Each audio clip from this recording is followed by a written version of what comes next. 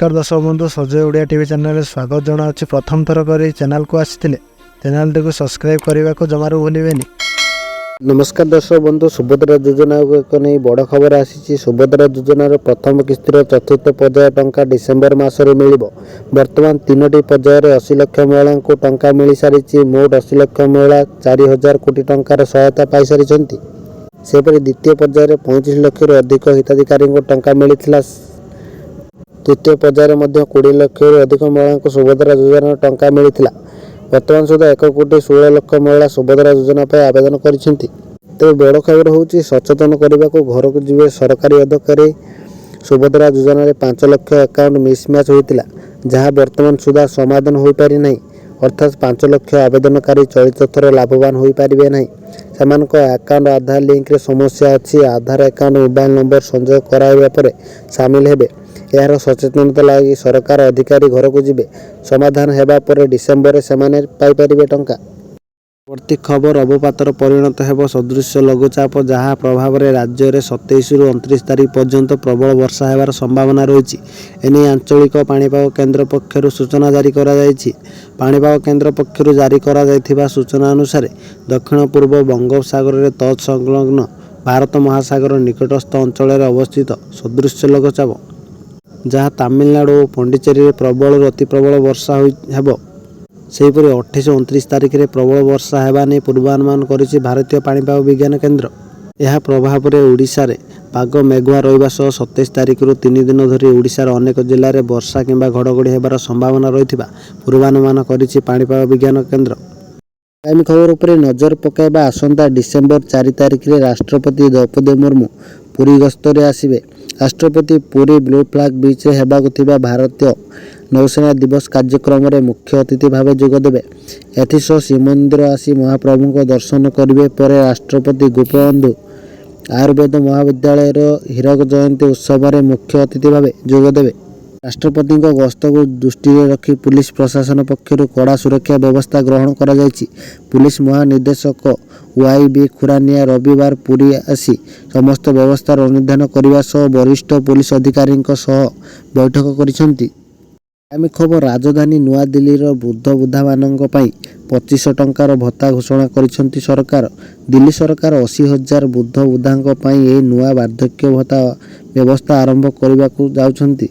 यह घोषणा पर दिल्लीर पूर्वतन मुख्यमंत्री अरविंद केजरीवाल कहते जे वर्तमान 5,30,000 वयस्कों को पेंशन मिलिबो। जेउ आड़े जाउथिले वृद्ध वृद्धा माने भत्ता पाई दाबी करुथिले एहाको दिल्ली सरकार लागू कर दैछंती। यह लागू हेबा परे गत 24 घंटा मध्य 10,000 आवेदन आसीछि।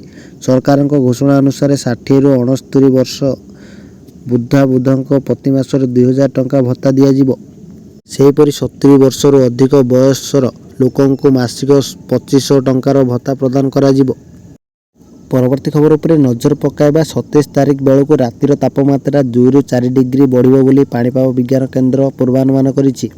रविवार 18टी सहरर तापमात्रा 15 डिग्री तले रहिथिला। जी उदयगिरी पारद सबुठु कम रही। एठारे सर्वनिम्न तापमात्रा 8 डिग्री सेल्सियस रेकर्ड होइछि। फुलबाणी रे रातिर तापमात्रा 10 डिग्री रही। दारिंगबाड़ी रे 11 डिग्री रही। झारसुगुड़ा रे 11.4 डिग्री रही। बलांगीर रे 12 डिग्री। कोरापुट रे सेपरी 12.1 डिग्री। भवानीपाटना रे 12.2 डिग्री। राउरकेला रे 12.4 डिग्री सेल्सियस रेकर्ड करा होइछि। परवर्ती खबर उपर नजर पकाइबा शांत होइछि महानदी पठा।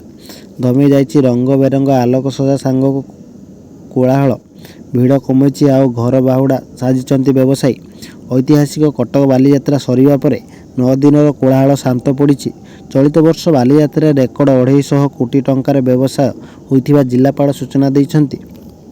ओरमास गत वर्ष 35 कोटी टंकार व्यवसाय करिथिबा बेले चलित वर्ष प्राय 40 कोटी टंकार व्यवसाय करिछि। विभिन्न स्टॉल नाना ऑफर मध्य लगाइथिले व्यवसायी। लोके मध्य विभिन्न जिनिस घर को किनि नैथिले। शेष दिन में प्राय 5 लाख लोकों समागम होइथिला।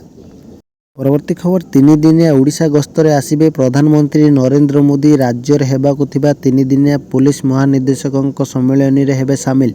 एने सूचना दैछंती आईन मंत्री पृथ्वीराज हरिचंदन। से कहते आसंता 29 तारिख रे मोदी ओडिशा आसिबे।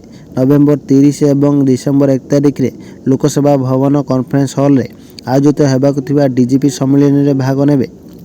ପ୍ରଥମ ଥର ପାଇଁ ଓଡ଼ିଶାରେ ହେବାକୁ ଯାଉଛି ସର୍ବଭାରତୀୟ ପୋଲିସ ଡିଜି କନଫରେନ୍ସ। ଏଥିରେ ପ୍ରଧାନମନ୍ତ୍ରୀ ନରେନ୍ଦ୍ର ମୋଦି, କେନ୍ଦ୍ର ଗୃହମନ୍ତ୍ରୀ ଅମିତ ସାହୁ, ଜାତୀୟ ସୁରକ୍ଷା ପରାମର୍ଶଦାତା ଅଜିତ ଡୋଭାଲ ପ୍ରମୁଖ ଯୋଗ ଦେବେ। ପ୍ରଥମ ଦିନ କେନ୍ଦ୍ର ଗୃହମନ୍ତ୍ରୀ ଅମିତ ଶାହ ଏହି ସମ୍ମିଳନୀକୁ ଉଦ୍ଘାଟନ କରିବେ। ଆଗାମୀ ଖବର ଥରିଲା ଉତ୍ତର ତ୍ରିପୁରା। ସୋମବାର ସକାଳୁ ସକାଳୁ ଉତ୍ତର ତ୍ରିପୁରାରେ ଭୂକମ୍ପ ଅନୁଭୂତ ହୋଇଛି। ରିକ୍ଟର ସ୍କେଲରେ ଏହାର ତୀବ୍ରତା 3.6 ରେକର୍ଡ ହୋଇଛି। ଏହି ଭୂମିକମ୍ପରେ କୌଣସି କ୍ଷୟକ୍ଷତି ହେବାର ସୂଚନା ମିଳିନାହିଁ। ଜାତୀୟ ସୋସିଓଲୋଜିରେ ସୂଚନା ଅନୁସାରେ ଉତ୍ତର ତ୍ରିପୁରାରେ ସମସ୍ତ ଜିଲ୍ଲା ଏହି ଭୂକମ୍ପ ହୋଇଛି। କୌଣସି କ୍ଷୟକ୍ଷତି ହୋଇନାହିଁ। ଭୂକମ୍ପକୁ ନେଇ ଲୋକମାନଙ୍କ ମଧ୍ୟରେ ଭୟର ବାତାବରଣ ସୃଷ୍ଟି ହୋଇଛି। ଭୂକମ୍ପ ଅନୁଭୂତ ହେବା ପରେ ଲୋକମାନେ ଘରୁ ବାହାରକୁ ଚାଲି ଆସିଥିଲେ। ତେବେ ରିପୋର୍ଟ ଅନୁଯାୟୀ ଏପର୍ଯ୍ୟନ୍ତ ସୁଦ୍ଧା ଭୂକମ୍ପରେ କୌଣସି ଧନଜୀବନ ହାନି ହୋଇନଥିବା ଜଣାପଡ଼ିଛି।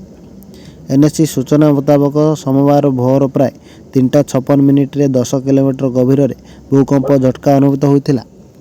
ଆଗାମୀ ଖବର ପୁଟିନଙ୍କ ବଡ଼ ଘୋଷଣା। ୟୁକ୍ରେନ ବିରୁଦ୍ଧ ଲଢ଼େଇରେ ଓହ୍ଲାଇଥିବା ସୈନ୍ୟଙ୍କୁ ଋଣ ଛାଡ଼ ପାଇଁ ଘୋଷଣା କରିଛନ୍ତି ରୁଷିଆ ରାଷ୍ଟ୍ରପତି। ଏଥିପାଇଁ ଏକ ନୂଆ ଆଇନ ଆଣିଛନ୍ତି ପୁଟିନ। ସାମରିକ ନିଯୁକ୍ତିକୁ ପ୍ରୋତ୍ସାହିତ କରିବା ପାଇଁ ଏଭଳି ଏକ ପଦକ୍ଷେପ ନିଆଯାଇଛି। ଏନେଇ ସରକାରୀ ୱେବସାଇଟରେ ତଥ୍ୟ ପ୍ରଦାନ କରାଯାଇଛି।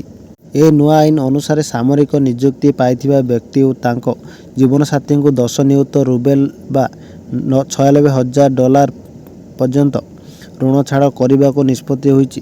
2024 ଡିସେମ୍ବର 1 ପୂର୍ବରୁ ଦିଆଯାଇଥିବା ଋଣ ଉପରେ ଏହି ଆଇନ ଲାଗୁ ହେବ।